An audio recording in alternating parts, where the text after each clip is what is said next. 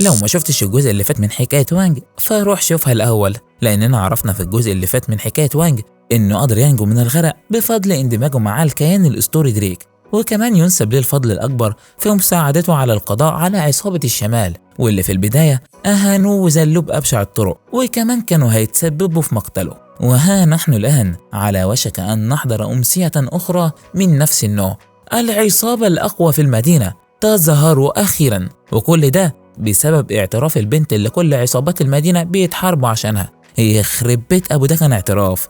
وكفاية بقى مقدمات ويلا بينا على طول.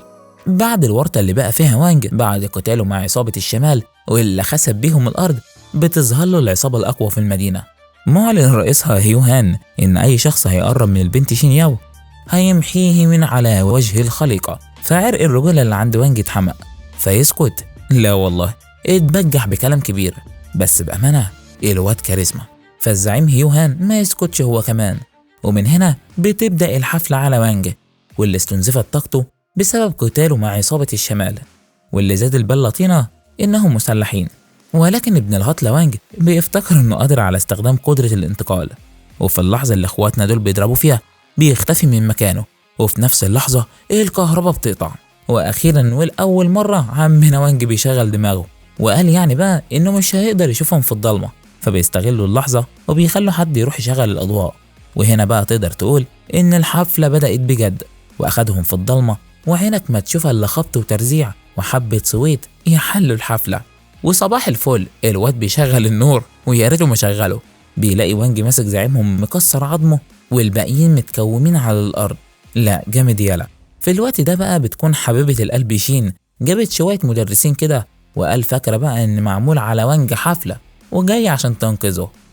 لو تعرف الحقيقة.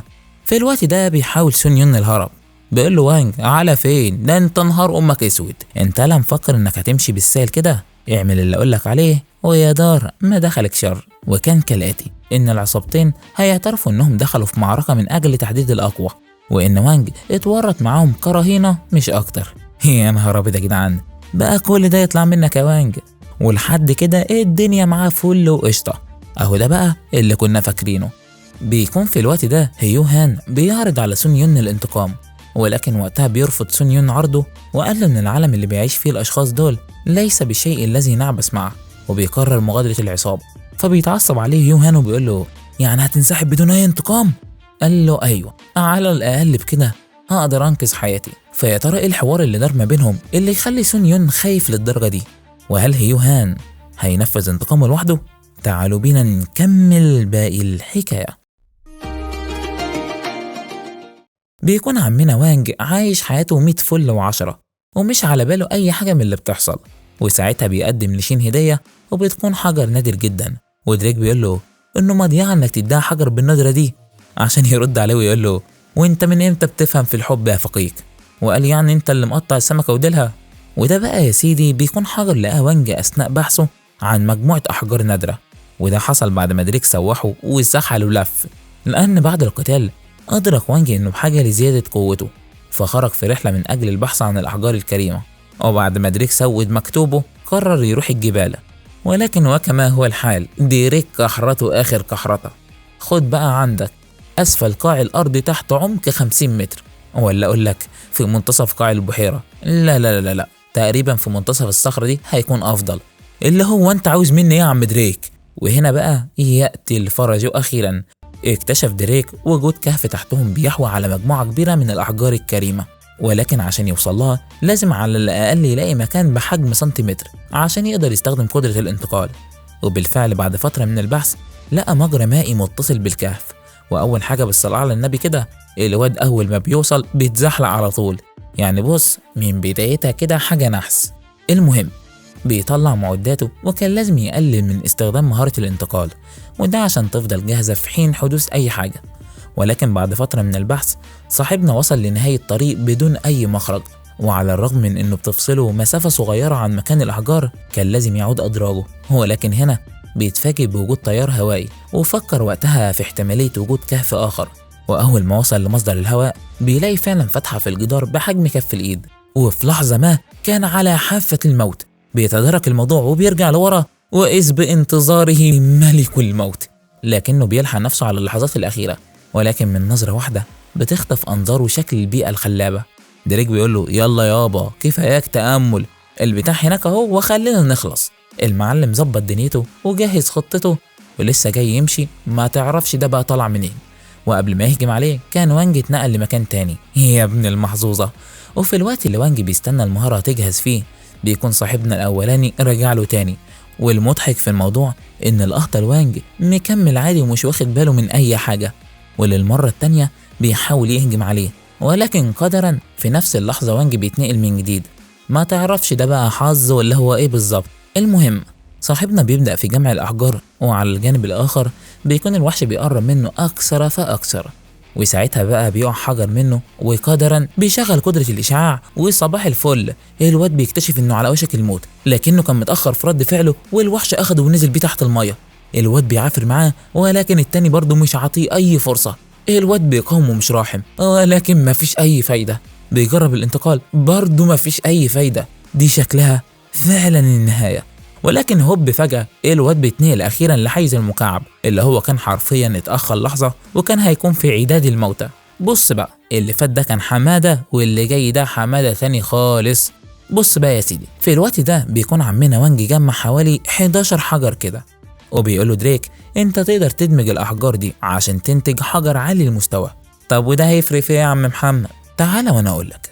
اولا كده الاحجار دي بتكون نادرة جدا، بل تكاد تكون معدومة، وده لانها بتملك القدرة على منح الشخص عناصر فريدة من نوعها، ده غير الزيادة المهولة في القوة بقى وحاجات تانية كتير.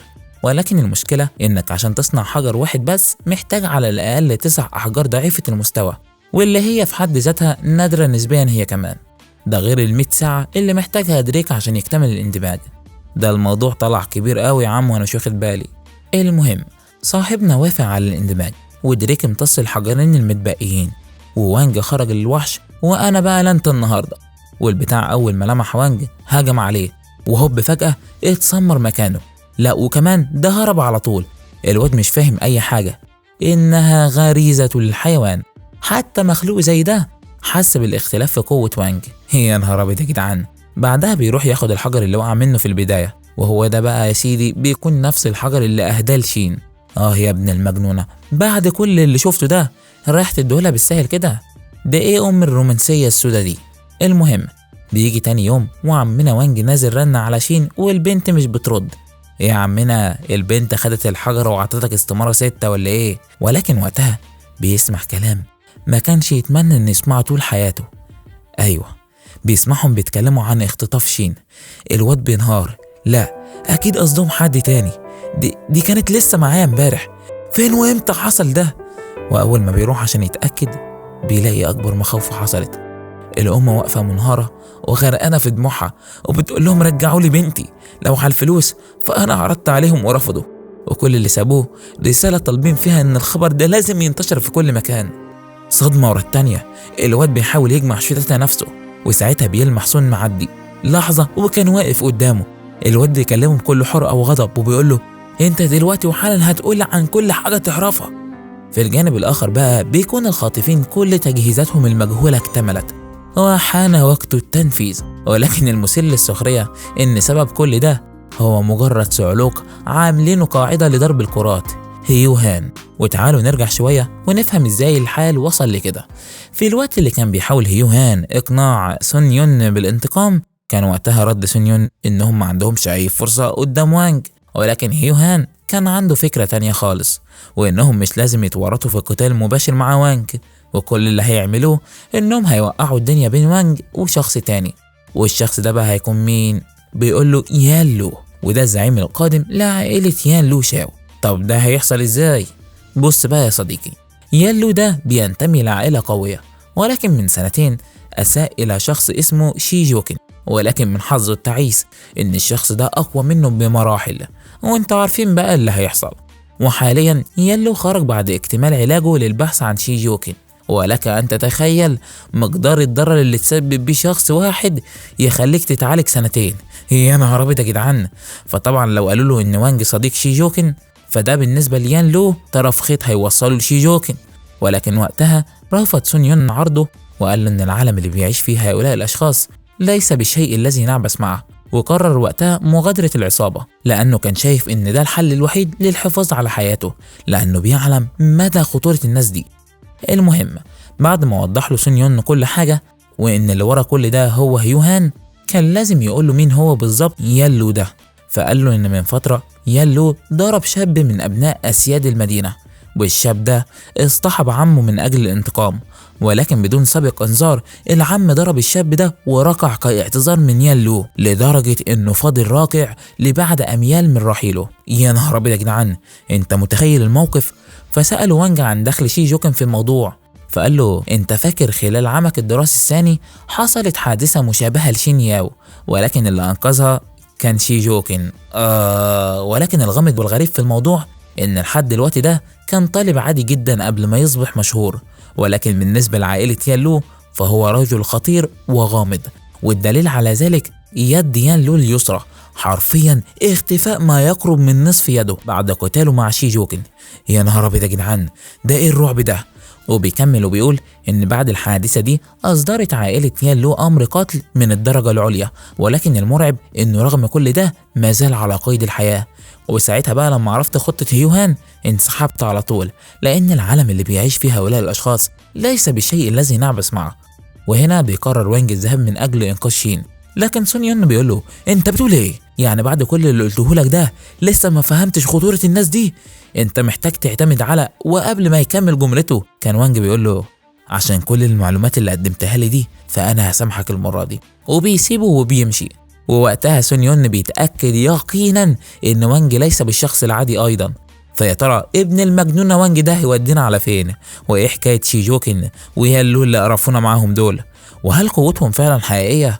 كل ده واكتر في الجزء القادم بمشيئة الله. وفي الاخير صلى على الحبيب قلبك يطيب، ودمتم في رعاية الله.